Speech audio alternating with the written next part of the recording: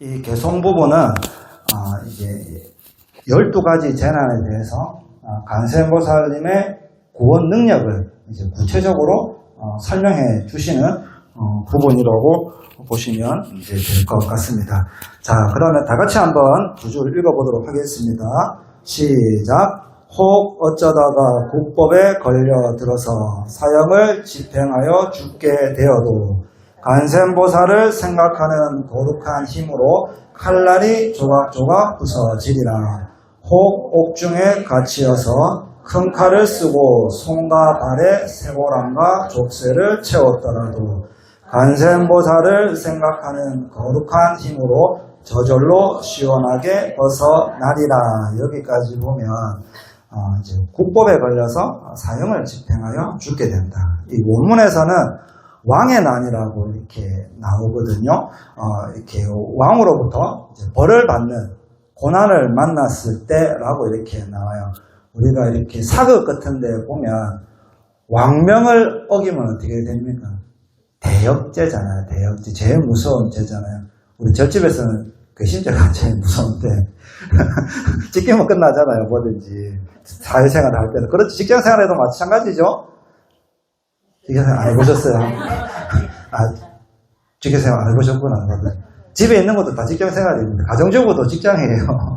어쨌든 간에 이 왕의 난을 거역을 하게 되면 이 대역죄인데, 그러면 어떻게 얘기하냐면 왕이라죠. 구족을 멸하리라 이렇게 얘기하잖아요.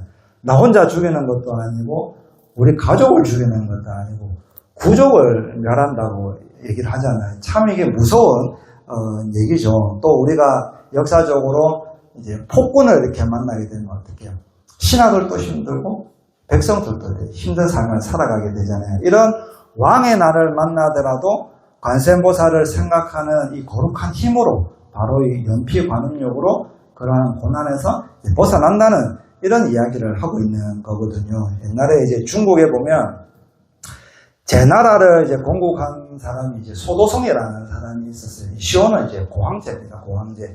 근데 그 당시에 이제 신하로 있던 분이 바로 이 송경덕이라는 분이 있었어요. 근데 이 송경덕이라는 이 신하는 굉장히 신심이 좀 있었습니다.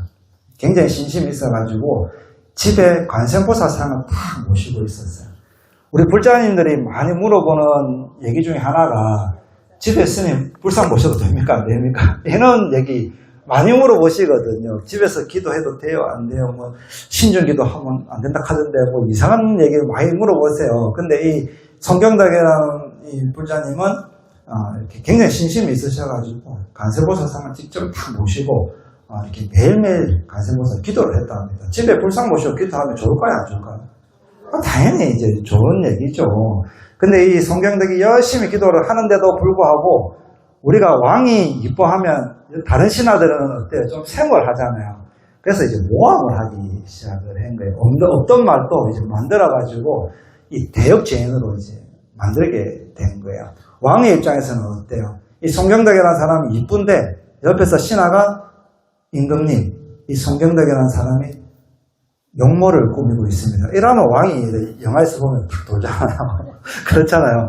그래서 이 송경덕을 옥에 이제 가두게 이렇게 되죠.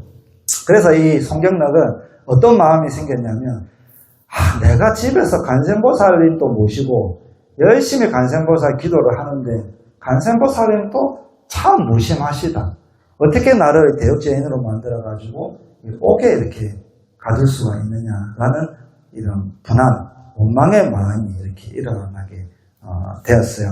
근데 이제 그러다가 이제 며칠 뒤에 꿈을 탁 꾸게 되었는데 꿈에서 한 노스님이 이렇게 탁 나타나가지고 관세음보살 구생경을 탁 일러줍니다. 관세음보살 구생경, 이름도 그렇잖아요. 관세음보살이 생을 구한다 이런 뜻이잖아요. 한자 그대로 하면 이 관세음보살 구생경을 탁 일러주면서 이 관세음보살 구생경을 1000번을 간절히 외우면 죽음을 면하리라 하고 읽어줬어요. 그랬더니 이제 탁 꿈에서 깼습니다. 꿈에서 깨고 나니까 너무 생생한 거예요. 그래서 그 꿈에서 노스님이 일러줬던 관세음보살 구생경을 열심히 외우게 됐어요. 이게 죽을 꼽아야 되니까 생각 안 나던 것도 다 또렷하게 생각이 났나 봐요. 뭐 받아 적어놓고 열심히 해서 관세음보살 구생경만 열심히 죽자 살자 외웠습니다. 자, 근데 이제 이 송경덕은 옥에 이제 갇히고 나서 이제 사형날이 이렇게 다 다가왔어요. 사형날 앞에까지 수갑을 차고 끌려 나와가지고 사형대 앞에 딱 앉게 되었습니다. 옛날에는 어때요? 사람을 죽일 때는 망나니가 칼을 꽂고 막걸리인지 물인지는 뭐 모르겠지만 촥 펴가지고 푹 한번 하잖아요. 그런 모습들 다 사극에서 한 번씩 보셨죠? 그래서 막 덩실덩실 춤도 추고 어떻게 보면 뭐 맨정신으로 못 죽이니까 뭐 술을 먹는지는 모르겠습니다. 열심히 춤을 추고 칼에 물을 뿜고 목에 칼을 내리치려고 하는 그 순간까지도 송경덕은 꿈에서 일러주신 그 노스님의 관세음보살 고생명을 열심히 지극정성으로 읽었어요. 왜냐하면 다른 방법이 없으니까. 이 노스님 말만 믿었던 거예요. 그래서 관세음보살 고생명만 열심히 애우다가 마침내 이 망나니가 칼을 목에 딱 내리치는 그 순간 딱 1000번을 다 외운 거예요. 그랬더니 이 칼이 목에 닿기 딱 전에 세 조각으로 탁 부서지더라는 거예요. 너무 신기하잖아요. 망나니가 이런 적이 없었는데 보는 사람들도 너무 이제 신기한 거죠. 그래서 다시 칼을 꺼내가지고 두 번째 또 시도를 합니다. 다시 칼에 물을 뿜고 목에 탁 내리치니까 또다시 세 조각 나는 거예요. 마지막 세 번째도 역시 목에 내리치려던 그 순간 칼이 세 조각 나더라는 거예요. 아, 이거는 사형을 하라는 하늘의 뜻이 아니다라고 이렇게 생각이 된 거예요. 다시 감옥으로 다시 보냈습니다. 이 이야기를 이제 왕에게 이제 전해줬더니 너무 이제 신기하잖아요.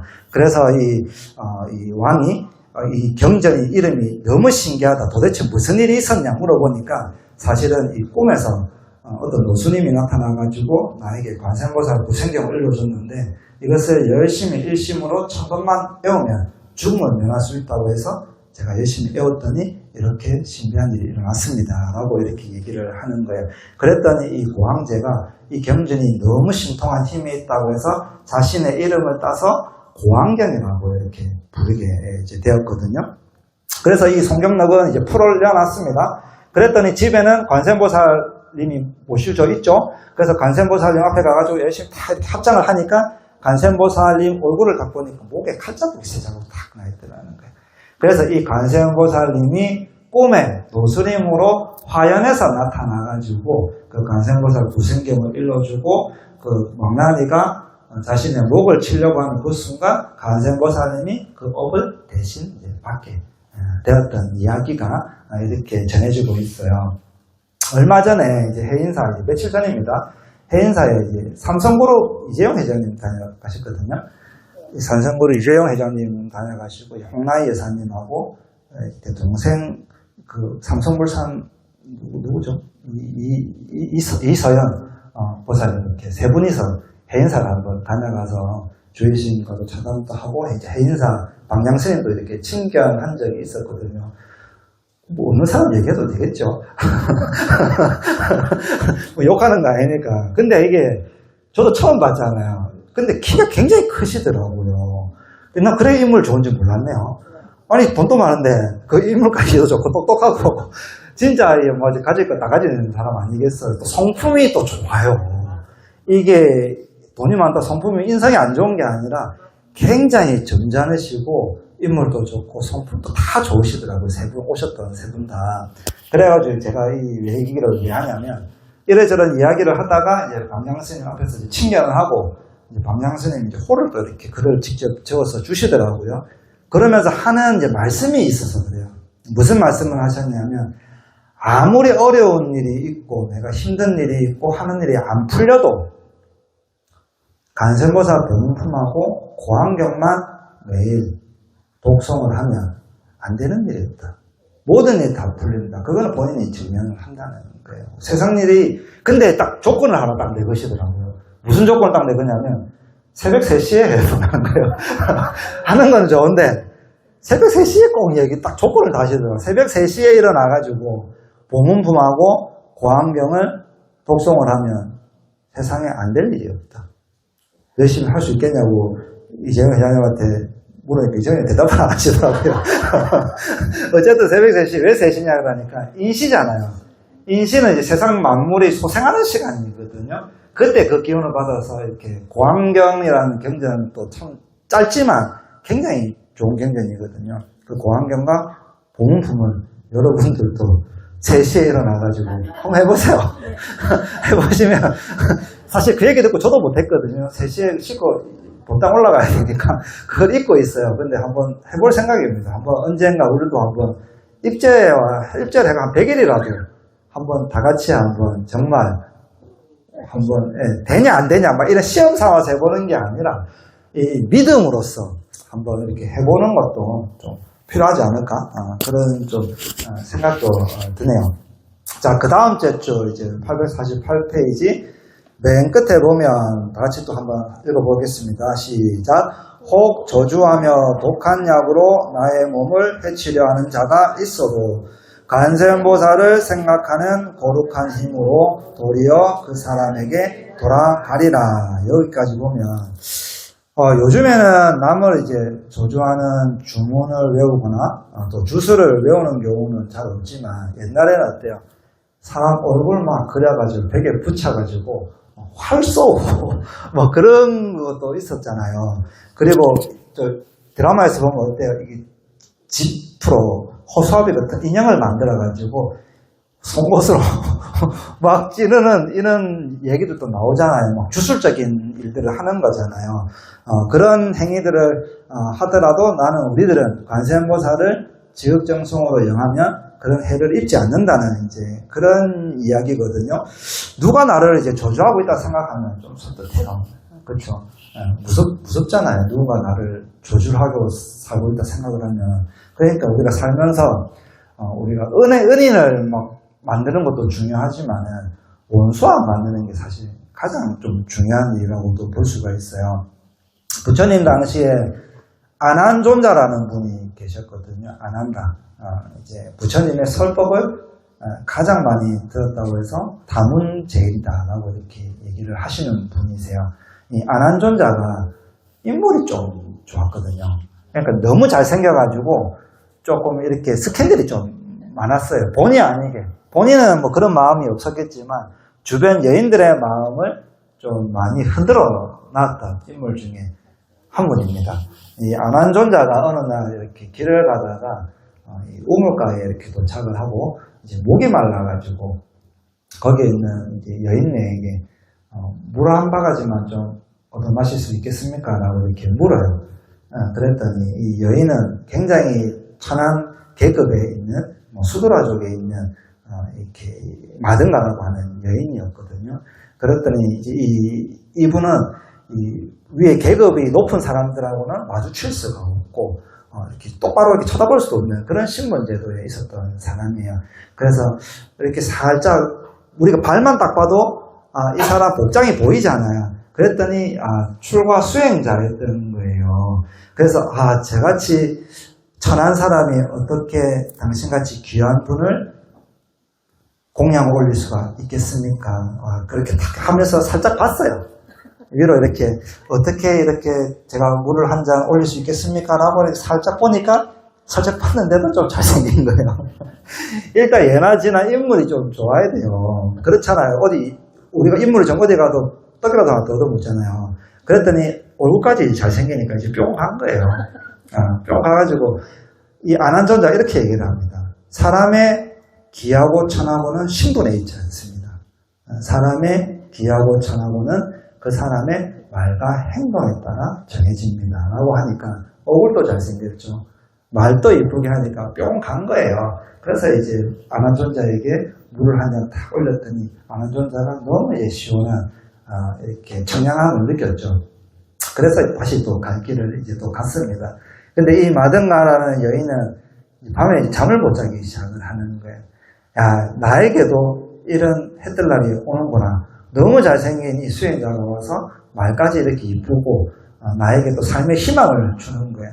그래서 목표를 딱 정했습니다. 무슨 목표를 정했냐면 나는 이 안한존자에게 시집을 갈 거야. 딱 이렇게 목표를 정했습니다.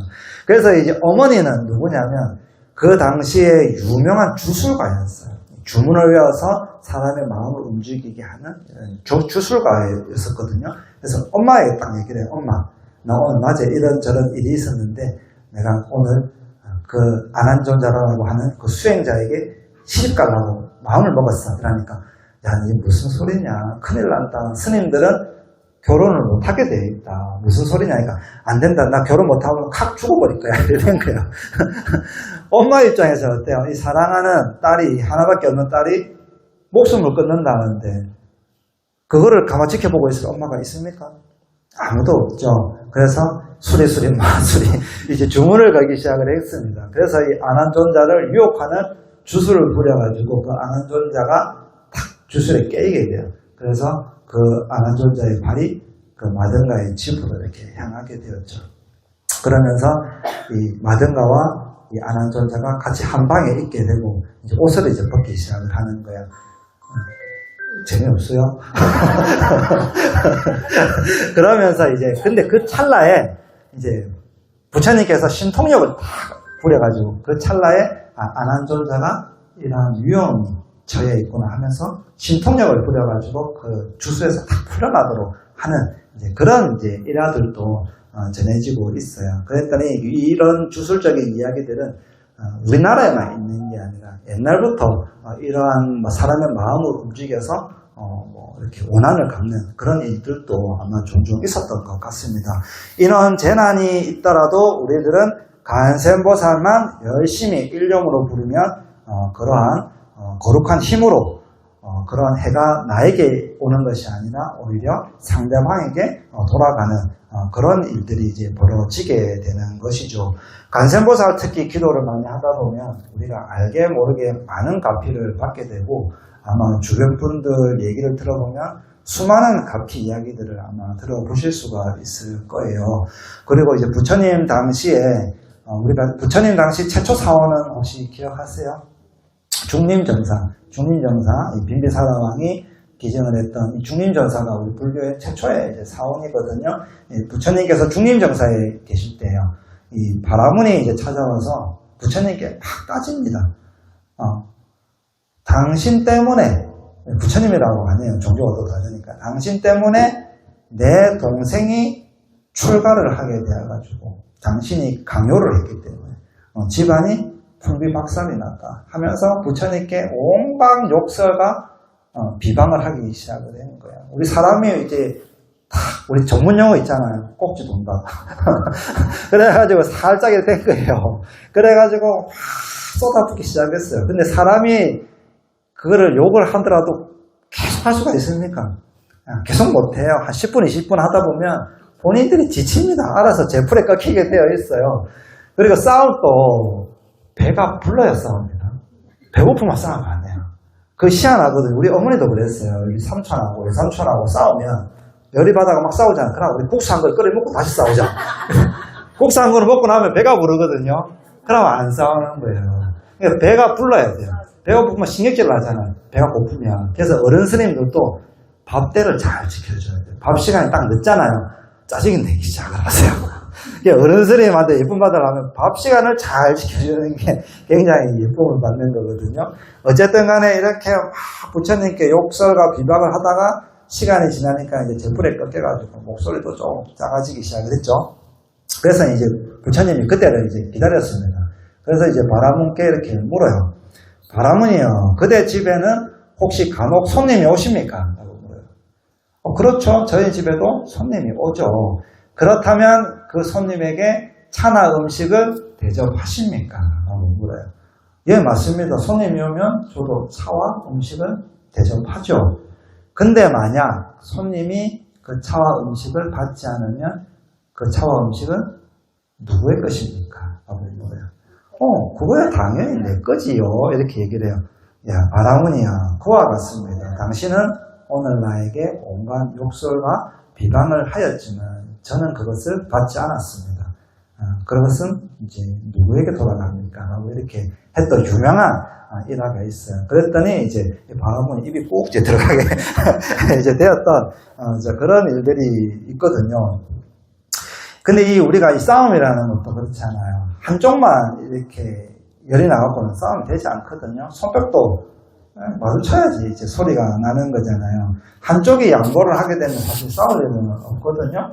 상대방이 나를 욕하고 비방을 해도 거기에 휩쓸리지 말고 우리는 그럴 때마다 그런 이제 진심이 올라올 때마다 다시 한번 내 내면을 들여다보고 관세음보살 하다 보면 어느 순간 그 타오르던 그런 분노의 불꽃들이 점점 사라지는 것을 느낄 수가 있을 겁니다. 그런 분노의 불꽃에 휩싸여가지고 내가 가게 되면 우리가 몸으로 나오게 되면 이제 폭행을 하게 되는 것이고, 그리고 이제 입으로 나오게 되면 이제 욕설과 비방이 나오는 거잖아요. 그럴 때마다 나의 화를 다스리는 방법은 관세음보살입니다.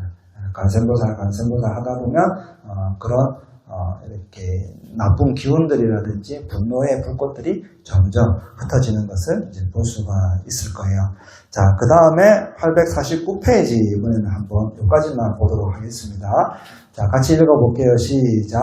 혹 흉악한 나찰이나 독한 욕이나 여러 가지 악기들을 만나더라도 관세음보살을 생각하는 거룩한 힘으로 그것들이 해치지 못하게 되리라.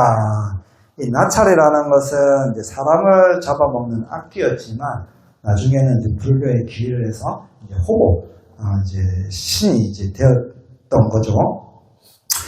우리 이제 사람들 눈에는 이렇게 잘 보이지 않는다고 해서 여기 말하고 있는 용이라든지 악기의 존재를 이제 믿지 않는 사람들도 이제 간혹 있어요. 하지만 우리 불교는 창조주인 유일신을 믿지 않는 것이지 신의 존재를 부정하는 종교가 아니거든요. 부처님 당시에도 수많은 신들이 있었고 지금도 있고 그러한 신들 중에서 삼보의 귀한 신들을 우리가 이렇게 모시고 있는 거잖아요. 그래서 그런 분들을 호복선신이라고 우리가 이야기를 하는 거거든요.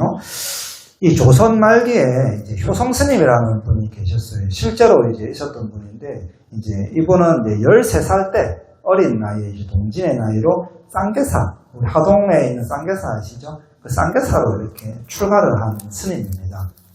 근데 출가를 해서 우리가 출가를 하게 되면 은사 스님을 이렇게 정하게 되어 있거든요. 그 쌍계사의 노전 스님, 법당에서 기도하고 제를 올리는 스님이 노전 스님이거든요.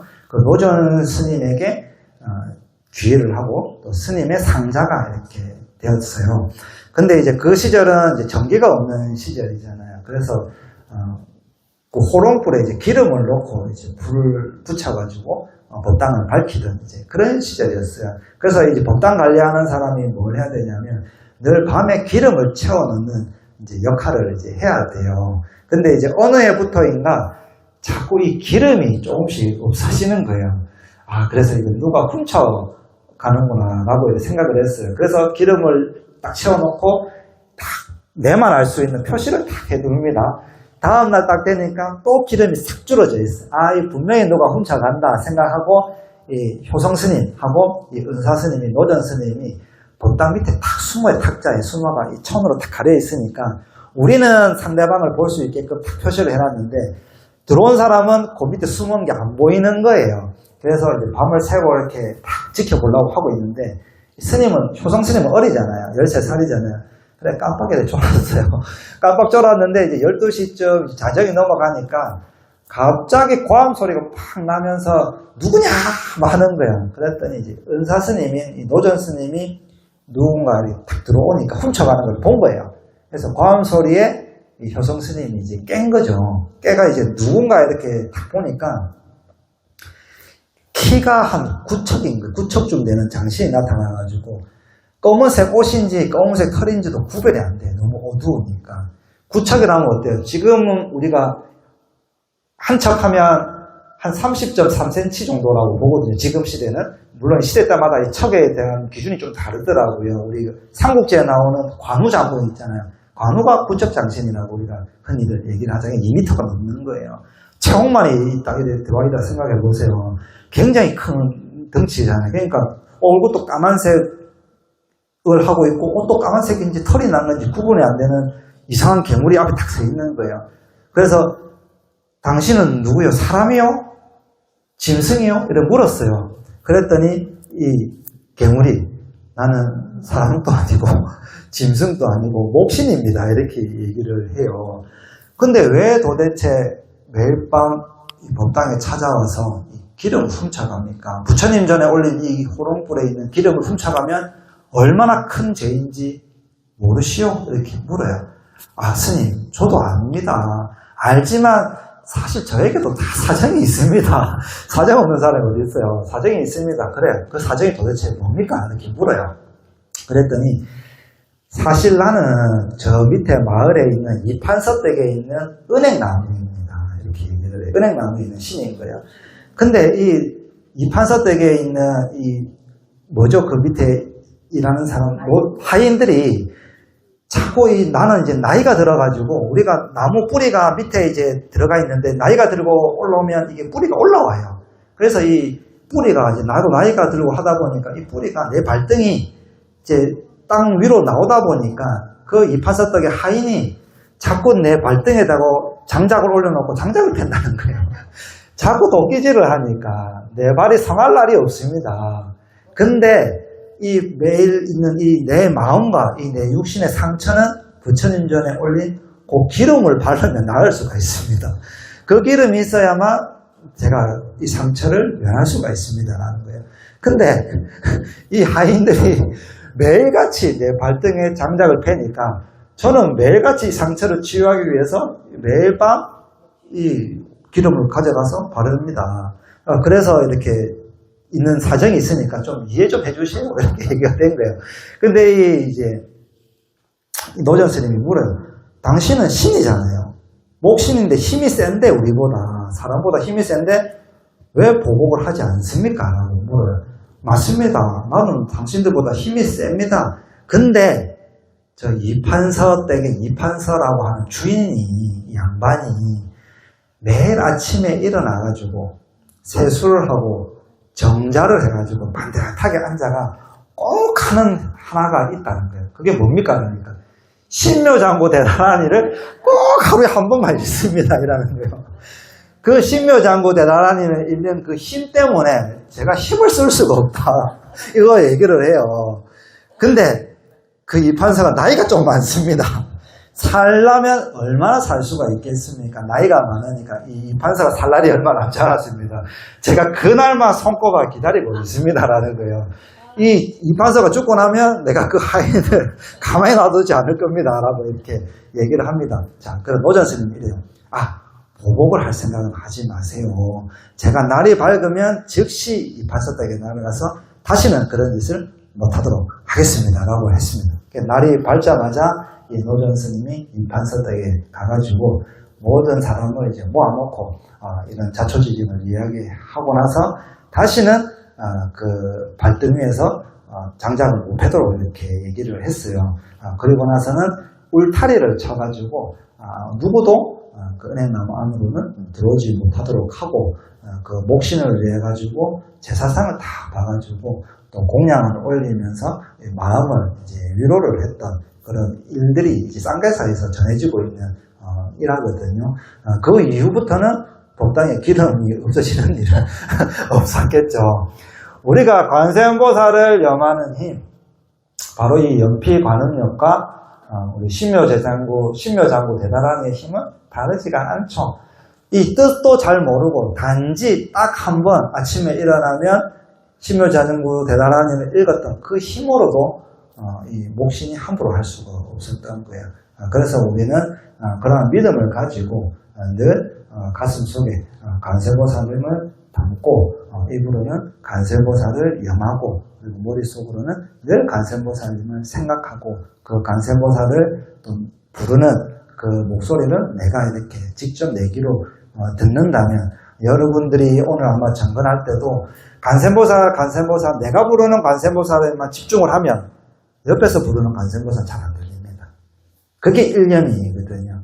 내가 관세보살 기도를 하는데 옆에서 절하는 소리, 옆에서 기도하는 소리, 다른 소리 다 들리면 그건 일념이 아닌 거예요. 일념이 되려면 오로지 내 소리만, 내가 생각하는 관세보살만 오롯이 있어야 되는 거거든요. 이렇게 일념으로 하다 보면 여러분들이 하는 일들도 서서히 이렇게 다 잘 풀리게 됩니다. 어쨌든 그런 믿음을 가지시고 이 관세음보살님의 연피 관음력으로 늘 여러분들이 또 행복하고 하시는 모든 일들도 다 잘 원만히 이루어지기를 유곡사 부처님 전에서 축원 올리겠습니다.